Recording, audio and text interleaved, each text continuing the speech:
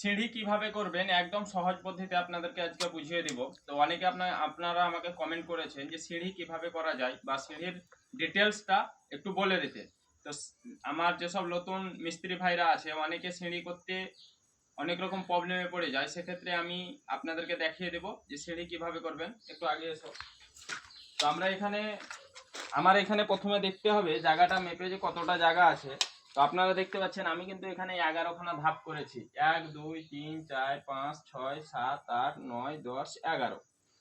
11টা ধাপে আমি নিয়েছি 110 ইঞ্চি। তো 110 ইঞ্চি কেন নিয়েছি?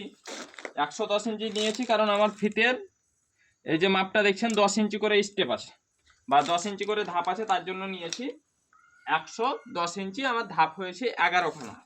আর এটা নিয়েছি 6 ইঞ্চি করে। তো 11খানা যদি আপনি স্টেপ করেন তো 6 ইঞ্চি করে হলে কত হবে? 5.5 ফুট।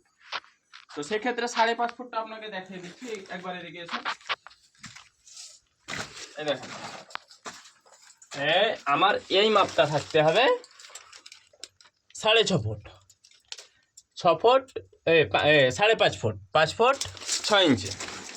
তো 5 ফুট 6 ইঞ্চি হাইট করে আমি সিঁড়িটাকে সেন্টারিং করে নিয়েছি। তারপরে আমরা সিঁড়ির কাজটা করেছি। দেখুন আমাদের স্টেপ আছে 6 ইঞ্চি বাই 10 ইঞ্চি। তো একদম সোজা, কারণ আপনাকে মেজারমেন্ট। আর একটি কথা এখানে বিষয় রাখতে হবে আপনাদের, এখানে একটু আগে এসো।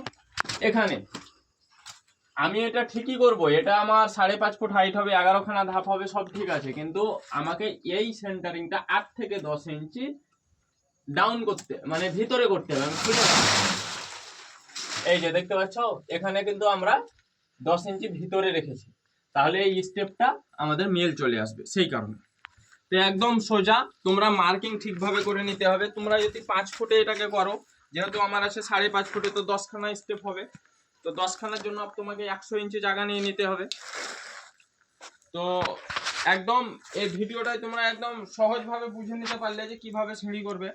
তো সিঁড়ি করা খুবই ইজি, শুধু একটু ব্রেনটাকে খাটাবে। যারা মিস্ত্রি হয়েছে অনেক কষ্ট অনেক পরিশ্রম করে হয়েছে, তো সিঁড়ি করাটা কিন্তু খুব পরিশ্রম নয়। এইভাবে তোমরা একটু মাথাটা খাটিয়ে করবে, একদম খুব সুন্দর সিঁড়ি হবে, কোনো অসুবিধা নেই। সবাই ভালো থাকবে, সুস্থ থাকবে।